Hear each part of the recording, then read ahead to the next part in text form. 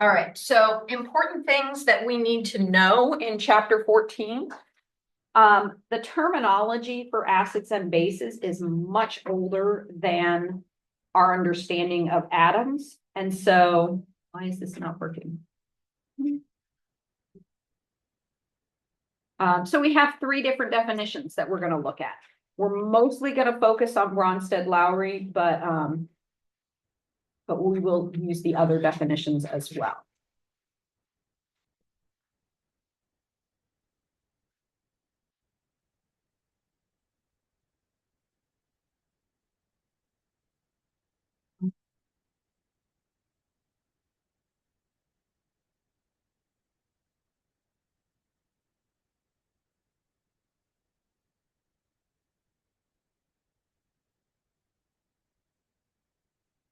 All right. We need to be able to distinguish between strong and weak acids. And the reason for that is because when we have strong acids, it's not equilibrium. And if it is a weak acid, it is equilibrium. So we're going to treat one like we've done equilibrium problems and one just like regular old algae. We need to know how to calculate pH, of course. And we need to be able to convert between pH and pOH and the concentrations of the relevant ions. Of course, solve some equilibrium problems and deal with Ka and Kb. We're also going to get a little bit into looking at when we take something that's not by its own nature an acid, it's not something that's got that H out front. What happens when we dissolve it in water? Does it become acidic? Does it become basic? And so we're going to be able to predict that as well. And we're going to look at some polyprotic acids and look at how those create kind of interesting twists on our problem. Okay, so the first definition we're going to look at is the Arrhenius definition. So this is where the terminology for pH comes from and how we sort of simplify mentally what we mean by acids. It's a crutch. And so I introduce it because it's what we typically lean on. But when we get into the whole big world of chemistry, we move away from this step. So acids increase the concentration of H plus or hydronium. Hydronium is the H3O plus ion. You do need to know the name of that. So anticipate on your quiz next week there being a question that I either ask you to write the formula for the hydronium ion, or I give you that formula and ask you what its name is. So you need to be able to identify hydronium. Now, why the distinction? Do we get some of one, some of the other? Well, let's think about a hydrogen atom. A hydrogen atom is one proton and one electron, right? So if I take away the electron to make it positive, that's H plus, but it's also just a proton. And as chemists, we don't like to think about, we know that it's not likely that a proton is just going to be hanging out by itself. So it's usually going to attach it to self to something nearby, especially if we've got something electronegative like oxygen. And so we really don't ever see just a proton floating around.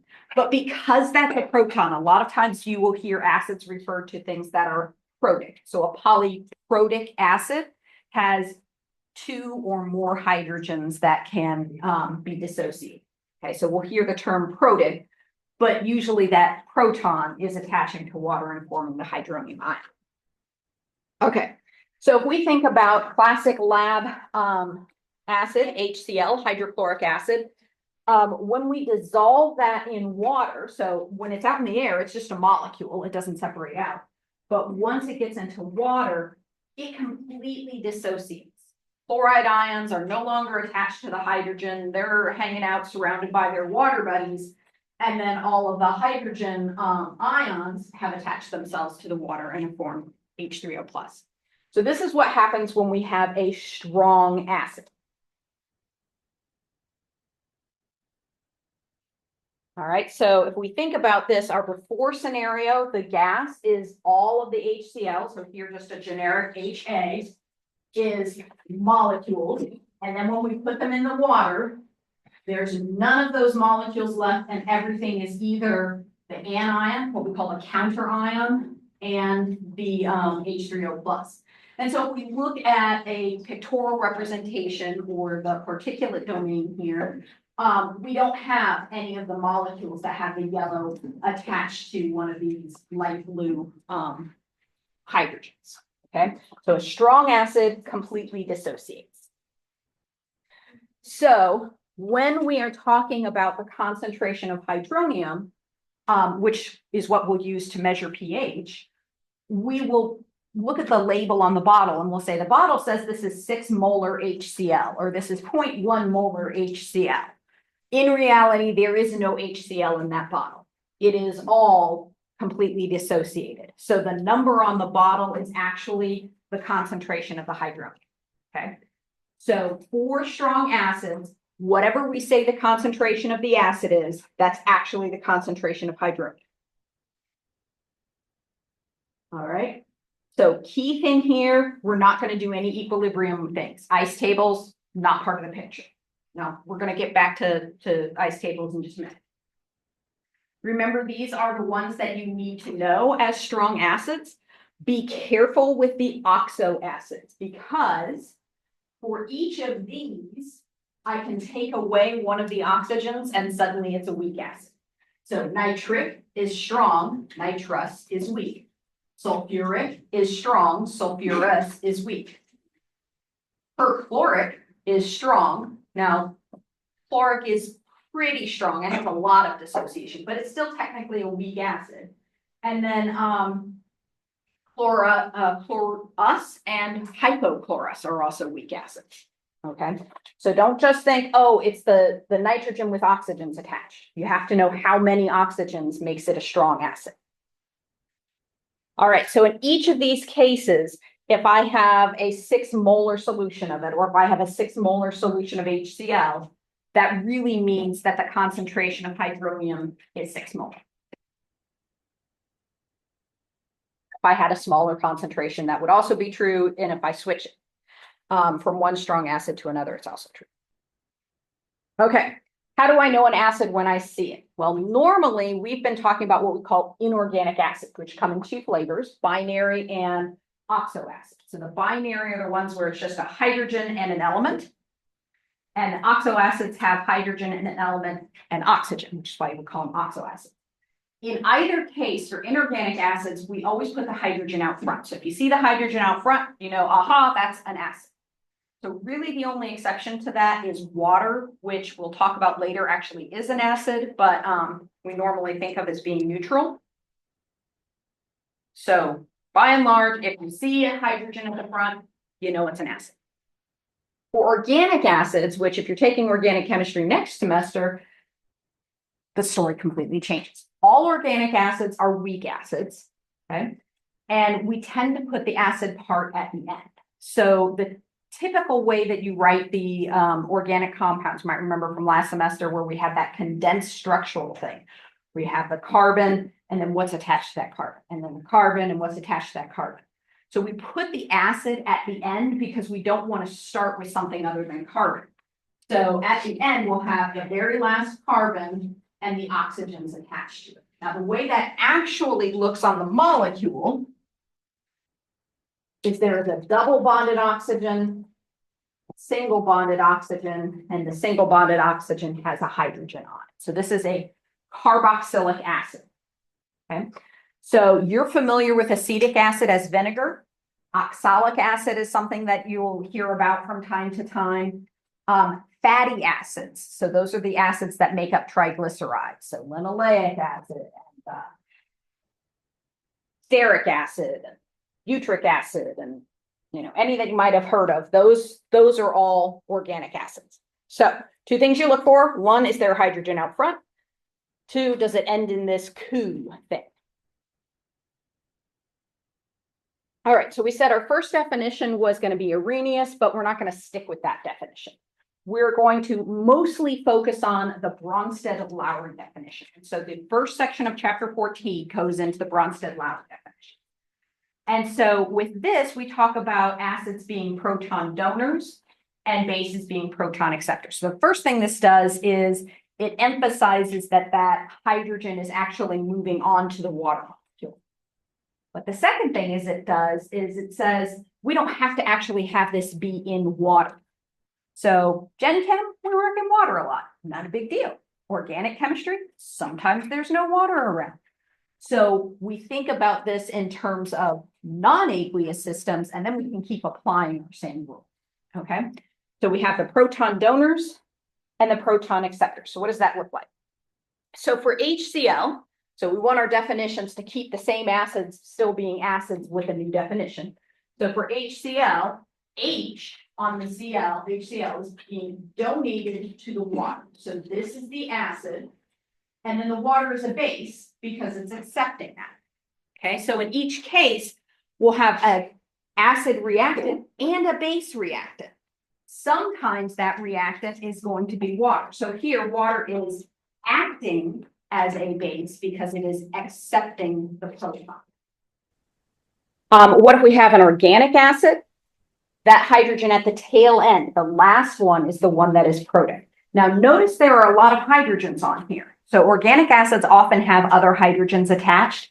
It is only the one that is part of this that is protic or ionizable.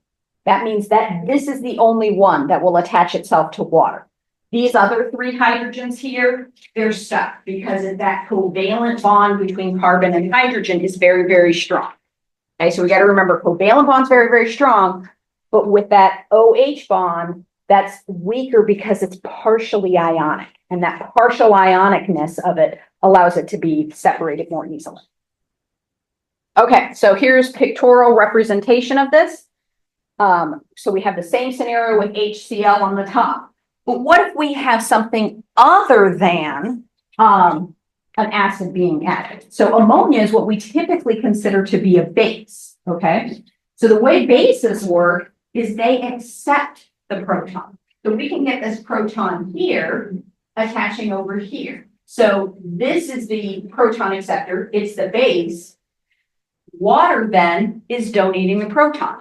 So water is acting as an acid. So I said before that even though we think of water as being neutral, it can act as an acid. This is how it's acting as an acid.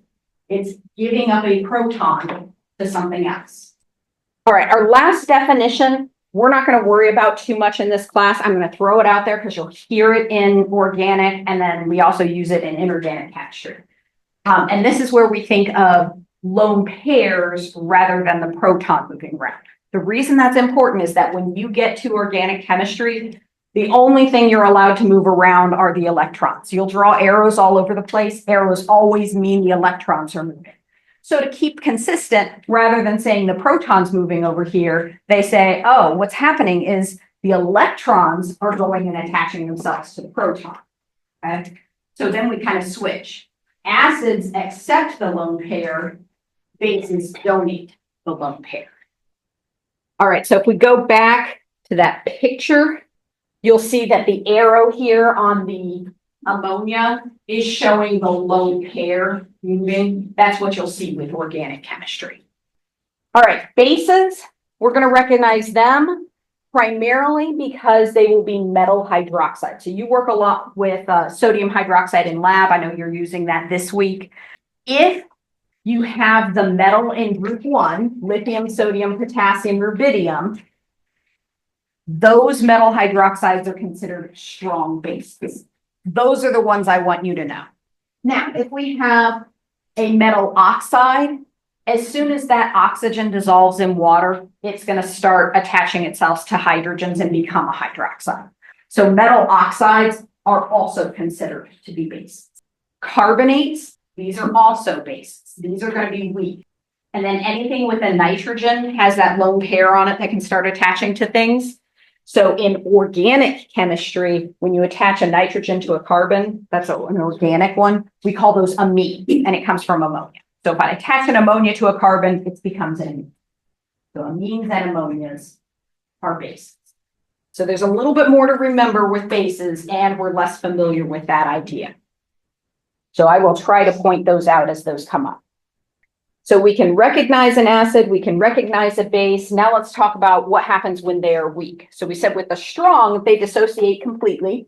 And whatever the concentration of the hydrogen is, or the whole molecule label, that's really what the concentration of the hydrogen is. How is it different for a weak acid? For a weak acid, most of the molecules stay together intact. Okay, so this is probably going to be 1 out of every 10,000, maybe 1 out of every million is going to break apart and form a hydronium and the A minus. Okay, so that's a teeny tiny number. All right, so in this picture, notice that while we have the A minus and the H3O plus, that does happen a little bit, we also have these molecules here where they're still completely bound together. Okay, so that's the difference between a weak acid and a strong acid. In those situations, we have equilibrium. And where we have equilibrium, we can use our ICE table, we can use Le Chatelier, we can use everything we learned in chapter 13 about equilibrium and apply them to our weak acids. But what this does mean is that if my bottle says that this is 6 molar weak acid, that it doesn't mean there's 6 molar of hydronium. There's quite a bit less than that. All right, so we talked about water. Is water an acid or a base? It's actually both, because it can both donate and accept a proton or a hydrogen, but also water auto-ionizes, which means it by itself breaks up into ions. So if I have 2 water molecules, they can form both a hydronium and a hydroxide. So the hydronium was our indicator that we had an acid. The hydroxide is the indicator that we have a base. So every sample of water is going to have this. Now, this is happening 1 in every roughly 100 million times. Not very often, less often than most of our weak acids, just a teeny tiny amount. But that means that all water has some of this and some of this. What we do to measure how acidic something is to measure the concentration of those ions. In water, that concentration, in water at room temperature, that concentration is 10 to the minus 7. And then we've got our pictorial representation of what's going on. This is also an equilibrium. And so there's an equilibrium constant. Remember, we leave liquids like water out of our equilibrium constant expression. So the expression for this equilibrium is just the concentration of the hydronium times the concentration of the hydroxide. And that is equal to Kw. So when you see a W, it's just a K, just like Kc or Kp. It's technically AKC, but specifically for water. Even when I add acids or bases, this equilibrium is still taking place. It's still going on in that solution. So if I add something that's going to increase the hydronium ions, as I increase the hydronium ion, this equilibrium shifts according to Le Chatelier. I add a product, which way does it go? Where's the reactants? What happens to the other product? It goes down. Okay, so as one goes up, one goes down. All right, and so the value for that at room temperature is 10 to the minus 14. Okay, so we're going to use that in some of our calculations. So, thing to remember about weak acids, there's partial dissociation as opposed to strong, which is complete dissociation. Equilibrium applies, and wherever we see Ka, we're just thinking, oh, that's the same thing as Kc from the equilibrium chapter. It's just, the A just means it's an acid. Wherever we see Kb, also the Kc for equilibrium, but this time it's referring to the base. So let's try a problem with weak acids. So here we have hydrochloric acid. So remember, hydrochloric is a strong acid, and everything on the periodic table underneath chlorine also, so hydrobromic, hydroiodic, but hydrofluoric is not, and that's because the atoms are so small. That bond, instead of being ionic in water, where it can separate very easily, is very much covalent. So it's polar, it's on a continuum, but it leans very hard into the covalent side, and that makes it hard to separate the hydrogen. So we've got our equilibrium expression up here, and we've got a Ka value. So generally what we're interested in is if I have a label on a bottle that says a certain concentration of hydrofluoric or whatever my weak acid is, can I figure out what the pH is or what the concentration of the hydronium is? So that's what we're going to be looking at here. So let's say we start with a 2.5 molar solution of HF. Now, All right, so we write our reaction. We write our initial concentrations, okay? And so again, we just assume initially that there is no hydronium and no F minus. Now, we know in our heads that actually there's a tiny bit of this hydronium in it, but it's so small. 10 to the minus 7 compared to this 2.5 is nothing. So we're just going to ignore the fact that there's a teeny tiny bit of the hydronium. So what's the next line on our table? The X's. Okay, so remember C stands for change. X is how much it changes. Now notice I don't have any visible coefficients here. They're all ones. So this is where I said in the acid base chapter, we're pretty much going to, not have to use coefficients. And that's why you're going to have to remember when you get to the test that when it's not acids and bases, you do have to pay attention to that. But in this case, we're doing minus X on the reactant and plus X on the other side. Equilibrium is just putting these two rows together. All right, now just like we had on the worksheet that we were looking at the very beginning of class, we're not given a value that tells us how to solve for X here. So what we're going to have to do is plug this into the expression for equilibrium, which means we have to be able to write the expression for equilibrium. So we're going to have H3O plus times F minus on top, and that's going to be X times X. And we're going to have HF on the bottom, and that's going to be 2.5 minus X. And do we know what that is equal to? Yeah, because that was given to us in the problem. We've got our expression, and we're going to plug in our numbers. Now, here's where you get to do a simplification that maybe in high school, if you had a very persnickety chemistry teacher said, no, you're not allowed to simplify. We're going to simplify because A, not simplifying takes a long time, and B, it almost always works out so close that the error in our pH meters is greater than the error we're going to find here. So this is the simplification. We said that this X comes from the dissociating of those molecules, which happens like 1 in every 10,000 times, right? So X is going to be really, really small. So if I try to subtract a really, really small number off of 0.25, my sig figs is going to say, well, you can't really include that in subtraction anyway. So we're going to ignore it, but just here, okay, because putting in X here isn't going to change 2.5. Now, whether or not X is small on top does make a difference. So we leave it on top, but we remove it from the subtraction. So we assume that X is a lot smaller than the concentration, and therefore we ignore it only where it's next to that very big number. All right. So what we do then is we say, okay, if this X is being ignored, then if I'm going to simplify this, I'm going to multiply both sides by 2.5, right? That gets rid of this on this side, and I multiply the 2.5 by the 3.5 times 10 to the minus 4. If you plug that in, that's where this 8.75 comes from. Okay, again, recommend you do it yourself because calculator problems, along with algebra calculator problems, probably the worst mistake maker. Algebra problem, second worst mistake maker on your test, so make sure you can do it. So when we solve for this, we see X is 0.03. Well, in this case, if I subtract 0.03 from 2.5, it looks like, well, that would become 2.47. But I don't have a digit after that 5. So my sig figs rules say, actually, you're not allowed to have that change. So we would still have to round it to 2.5. So it was definitely a fair assumption there. Now, you can leave it in there, form a quadratic equation, come up with the two numbers for the quadratic equation, decide which one's real and which one's just garbage, and do it that way.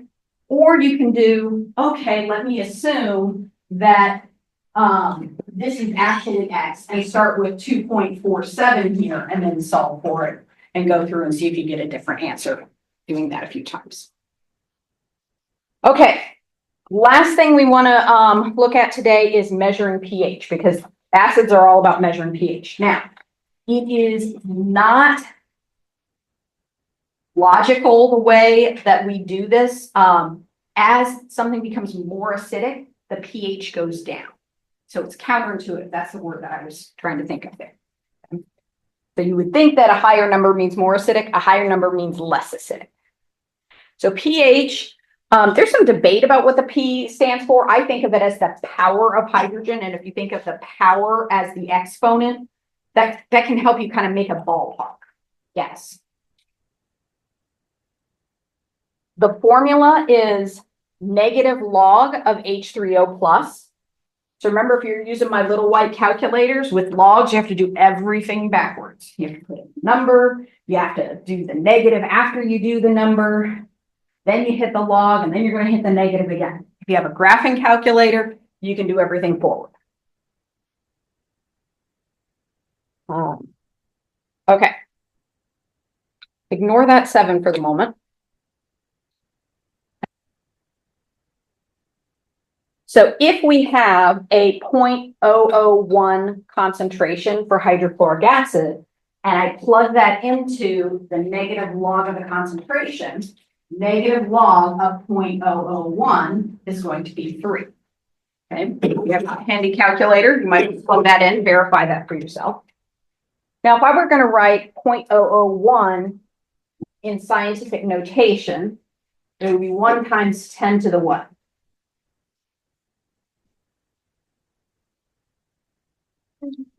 -3. So remember I said thinking of this as power of hydrogen can kind of help you. There is a connection between this exponent and where our pH ends up. Now, it's not always going to be spot on like this, but it's going to be close. All right, so what that means is that if I have a very low pH, that means I'm going to have, say, 10 to the -1, right? 10 to the -1 would give me a pH of 1. So a pH of 1 is a higher concentration. So 0.1 is a higher concentration than 0.001. Right? See people squinting over there. Let me give you a little more light. The lower pH, higher concentration.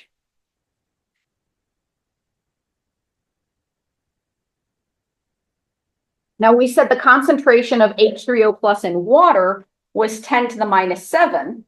So what would the pH of water be? Based on what we said here. Around 7. And if it's exactly 10 to the -7, then it's exactly 7. Okay. So we use water as our dividing line between things that are acidic and things that are basic. And 7 is neutral. Okay. We did that one. Okay, and then our base, we'll figure this out on Monday, but in our base, when we have a 0.001 molar sodium hydroxide, the concentration of hydronium is 10 to the -11, which means it has a pH of 11. So this is a base. Any number that is over 7 is going to be a base. So the pH of 11 tells us that that's a base. All right, so we have here the pH range, and if we've used a litmus paper in lab before, the red litmus paper, or when the paper is red, it's acidic, so that's why this is reddish down here, and when it's blue, it's basic. And then anything near 7 is kind of near neutral. So technically milk, 6.4 is just a little bit acidic, but it's so close to neutral that we can't really tell the difference.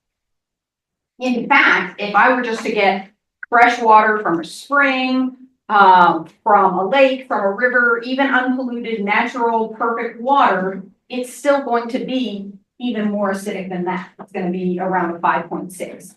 And that's because carbon dioxide from the air dissolves in the water and it forms carbonic acid. So we'll talk about that as an equilibrium process later. Okay. So key takeaway here, lower than 7 is acidic, higher than 7 is basic. Y'all got that?